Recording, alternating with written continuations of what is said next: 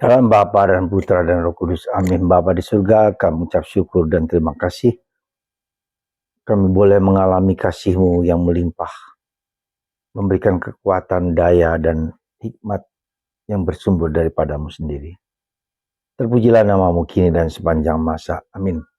Para saudara, hari ini bacaan pertama berkisah tentang seorang dukun dari bangsa Israel, dari suku,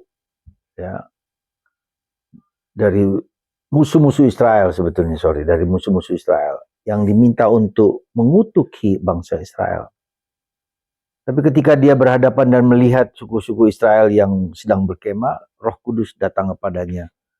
Dan justru bukan mengutuk tapi memberikan berkat, memberikan nubuat bahwa bangsa Israel akan menjadi bangsa yang besar, dikehendaki Tuhan, diinginkan Tuhan, dilindungi Tuhan, dan seterusnya. Menarik sekali, saudaraku, terkasih bahwa orang dukun-dukun bahkan mengakui bangsa Israel adalah bangsa yang diinginkan Tuhan, dikehendaki Tuhan. Ya, itu satu hal yang pertama. Yang kedua, dalam bacaan Injil, hari ini Yesus mengatakan ditantang, dari mana kuasa yang kau punyai? Dan Yesus bertanya, dari mana kuasa yang dipunyai oleh Yohanes Pembaptis? Dari surga atau dari manusia? Ya. Dan mereka tidak mau menjawab. Kalau kamu tidak menjawab, saya juga tidak menjawab. Saudara, bacaan Injil hari ini menurut saya sangat berkesan. Apakah ketika kita berdoa, apakah ketika kita ke gereja, apakah ketika kita rosario, kita merasakan kuasa Allah dalam hidup kita atau tidak? Dan mengapa itu tidak terjadi? Kita bisa merasakan menjadi kuat. Ketika kita menerima tubuh Kristus, kita menjadi kuat.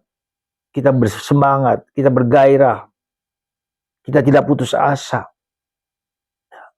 Itu. Maka bagaimana supaya ketika kita ke gereja, kita berdoa, kuasa itu kita alami. Kita rasakan. Semoga tubuh dan darah Kristus melindungi kita sampai ke hidup yang kekal. Coba lihat ini kata-kata ini. Semoga tubuh dan darah Kristus melindungi kita sampai kehidupan yang kekal. Apakah kita merasakan itu? Perlindungan Tuhan Yesus sekarang dan sampai selama-lamanya. Semoga tubuh dan darah Kristus. Itulah kuasa yang berasal dari Tuhan sendiri. Apakah kita merasakan itu? Dan itu pertanyaan yang cukup fundamental saya kira.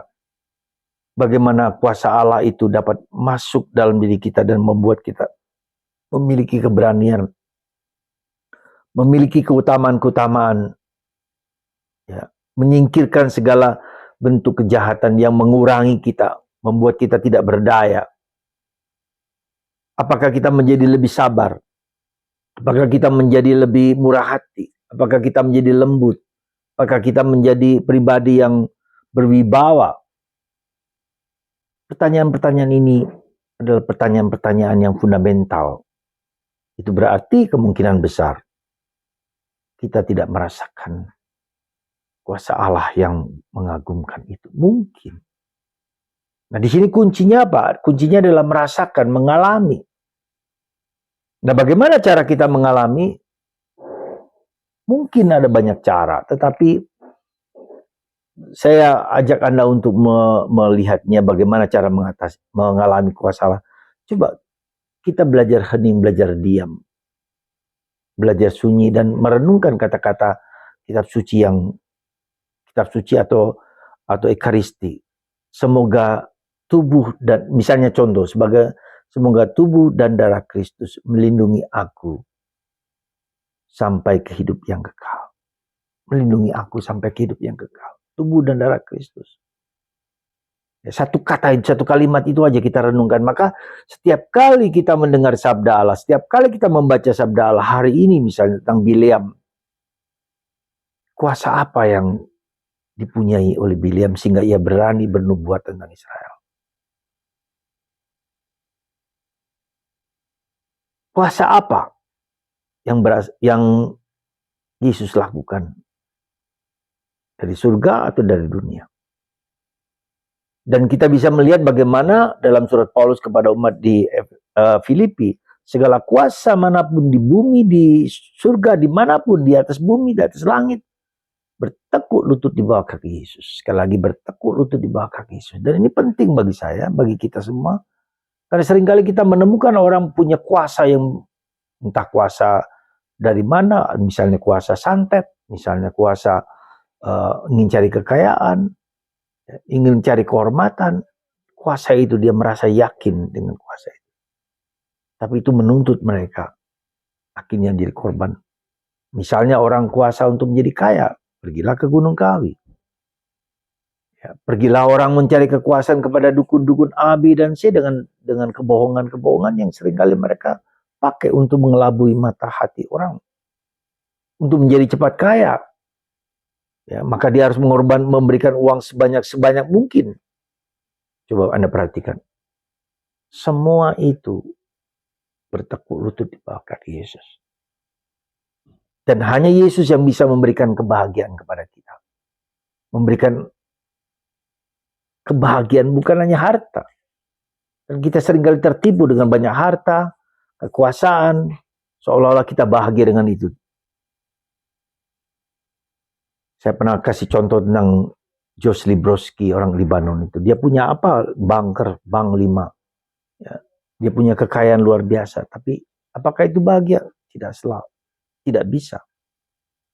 Kebahagiaan tidak diukur oleh banyaknya harta dan kekayaan dan keuangan. Tidak bisa. Hanya Yesus pribadi yang dapat membuat kita bahagia. Sekali lagi, Yesus dalam masa Natal ini membuat kita bahagia. Percayalah. Hanya Yesus yang memberi kedamaian. Hanya Yesus yang memberikan kepada kita, dan dalam pergaulan dengan Yesus itulah kita mengalami betapa dalam kasih Yesus memberikan kebahagiaan sejati dan sempurna. Natal adalah Tuhan hadir. Kita alami. Coba sekali-kali kita merenungkan satu kalimat dalam kitab suci, satu kalimat dalam Ekaristi. Semoga tubuh dan darah Kristus melindungi kita sampai ke hidup yang kekal. Melindungi kita sampai ke hidup yang kekal. Kekal. Bukan sekarang aja. Kekal. Kita renungkan itu. 1-2 kata kita renungkan setiap hari. Itu akan membuat kita merasakan kehadiran Tuhan. Tuhan memberkati Anda semua.